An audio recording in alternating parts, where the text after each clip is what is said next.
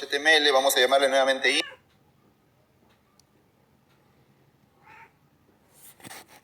Ya, a partir de ahora ya viene lo interesante, las cosas bonitas de HTML. Hasta ahora hemos visto como algo introductorio, algo que puede ser un poquito aburrido incluso, pero a partir de ahora ya la cosa se pone interesante.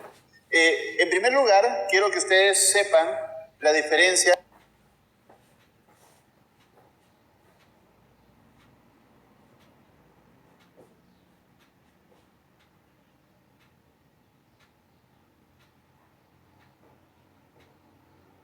entre un elemento de línea y un elemento de bloque.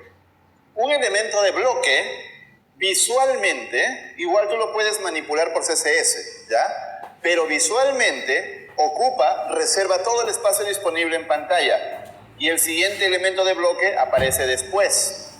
Mientras que un elemento de línea se va ubicando, como su nombre lo dice, de línea, uno al lado del otro, en una línea, ¿me entienden? Entonces, un párrafo es un elemento de bloque. Si yo escribo dos párrafos, un P con un texto y otro P con otro texto, el segundo párrafo siempre va a aparecer debajo del primero, salvo que yo con CSS lo manipule.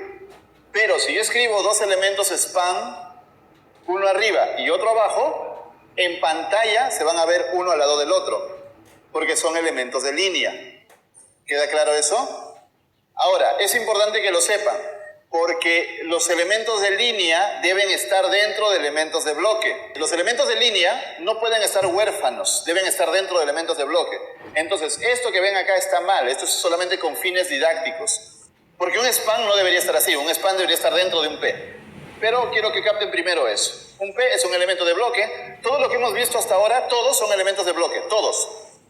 UL, LI, P, block quote, ¿se acuerdan? Todos los elementos que hemos visto, article, figure, todos son elementos de bloque, todos. Pero a partir de ahora vamos a empezar a ver elementos de línea, elementos que van dentro de los párrafos, más pequeños, más detallados.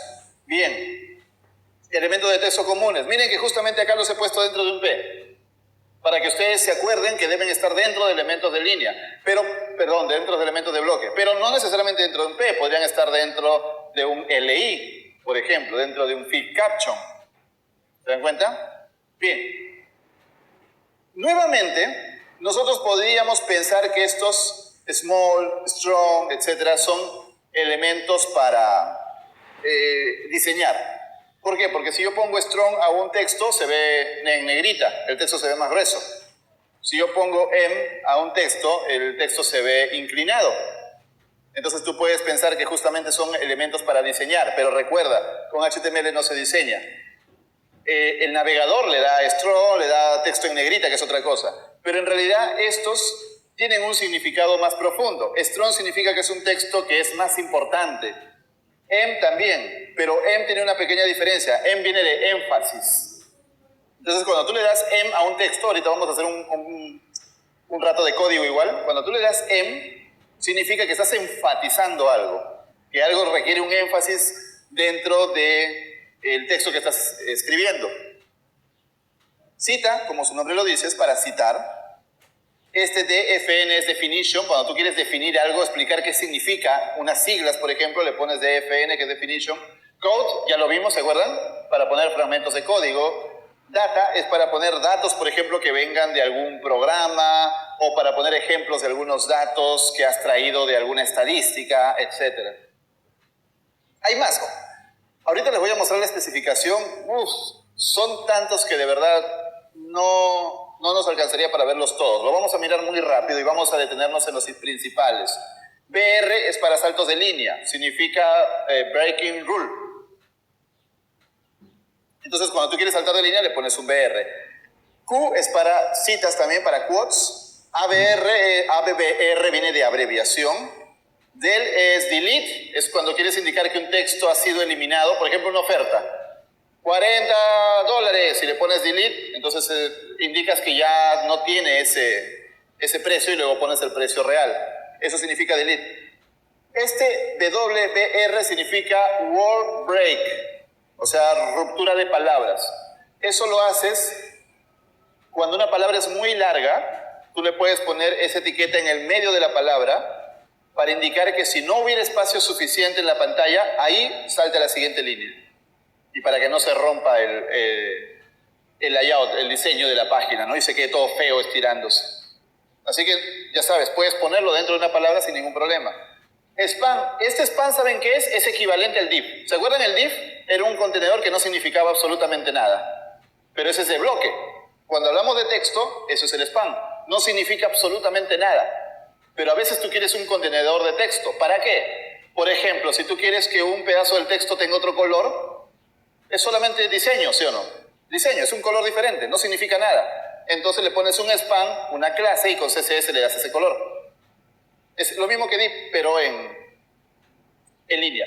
Y estos tres, no sé por qué todavía existen, espero que algún día los elimine la W3C, no tienen mucha razón de ser, porque estos son los únicos elementos de HTML que son de diseño. O sea, su razón de ser es realmente diseño. La I de verdad es itálica, italic. No es como esto de acá, ¿se acuerdan? Este M, ¿se acuerdan? Este M te muestra una imagen, un texto inclinado en itálica, sí, pero realmente no significa itálica, significa énfasis, tiene otro significado. Pero si tú te vas a la especificación, I significa de verdad itálica. B significa bold. U significa underline, es decir, subrayado. Son tres etiquetas que vienen de los tiempos remotos de HTML que todavía la W3C no lo saca. O sea, todavía existen. Hay otras etiquetas que se han quitado en el camino, pero estas todavía existen. Principalmente, ¿saben por qué? Porque son muy usadas. Hay muchísimas páginas que ya las tienen y como que un buen día la especificación diga estas ya no van, ¿no? Pondría a todo el mundo de cabeza. Igual van a funcionar, pero sería bien feo estar con páginas con código antiguo. Se ve mal, en serio. Entonces, más que todo para dar retrocompatibilidad, compatibilidad hacia atrás. Por último, la etiqueta sub y sub vienen de superíndice y subíndice. Aunque aparentemente tienen un diseño, también tienen un significado. Por ejemplo, superíndice te imprime una letra pequeña arriba, superíndice. Piensa, por ejemplo, en un exponente, x al cuadrado. S2 del cuadrado sería sub, de superíndice. Pero también piensa en una fórmula química como el agua, H2O. H, la 2 chiquita abajo, O. Esa 2 chiquita sería un subíndice. Si bien es cierto, están en el límite, ¿no? Entre el diseño y el significado, porque sí significan algo, no es solo diseño. Time, bueno, su nombre lo dice, ¿no? Es para cuando tú quieres poner horas, fechas, usas la etiqueta time. Igual, no es obligatorio, pero si tú quieres, digamos que tú estás haciendo una aplicación o una página web en la que es muy importante el tiempo. Vamos a suponer algo tipo Twitter. En Twitter el tiempo es muy importante porque indica en qué momento se publicó, ¿sí o no? Ahí sí te tocaría usar la etiqueta time.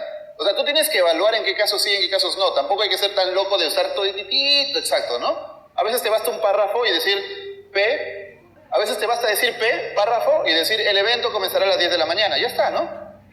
Porque digamos que ese time no es crítico. ¿Me entienden? No es crítico. Pero si tu aplicación tiene como crítico el tema del tiempo, sí toca. Tú tienes que evaluar. Mark, para marcar, destacar algunos elementos, digamos que este es el equivalente a pasarle un resaltador cuando tú estás leyendo, ¿no? Para tu examen. A mí me daba risa que tenía compañeros que resaltaban todo. Estaban leyendo. ¿Les ha pasado? ¿O ustedes mismos lo han hecho? La idea de resaltar es resaltar lo más importante, ¿no? Si resaltas todo, ¿cuál es el chiste?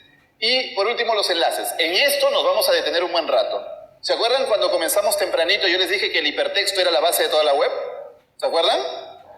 Entonces los enlaces son la base de toda la web. Ahí sí nos vamos a detener, eso es muy chévere. Y una vez que entienden los enlaces, ya la cosa empieza a ponerse muy bonita en HTML. De aquí en adelante, como les digo, ya todo es más bonito. Así que pasemos al código.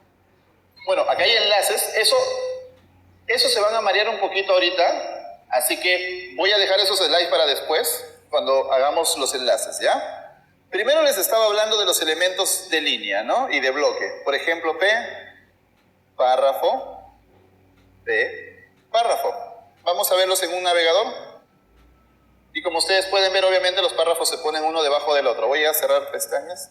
Ya, uno debajo del otro. Pero ¿qué tal que yo pongo un span dentro de un párrafo y acá pongo span? Y esto lo voy a copiar y pegar. ¿Lo ven? Los elementos de línea se ponen uno al lado del otro. Obviamente hasta que completen todo el espacio disponible y luego saltan a la línea siguiente. Eso no tiene ningún misterio, eso es muy fácil. Listo. Luego, todos estos elementos que vimos, small, strong, m, como les dije, tienen un significado, aunque el navegador obviamente les pone un diseño, un estilo. Por ejemplo, strong, m,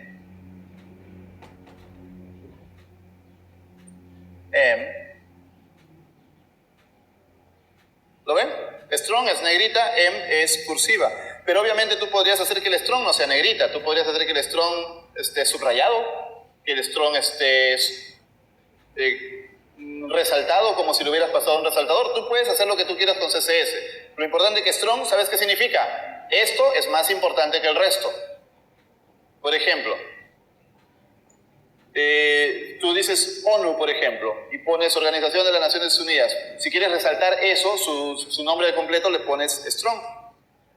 O el nombre de alguna persona importante en un artículo. Eso es lo que significa strong. Esto es más importante, nada más. No significa diseño.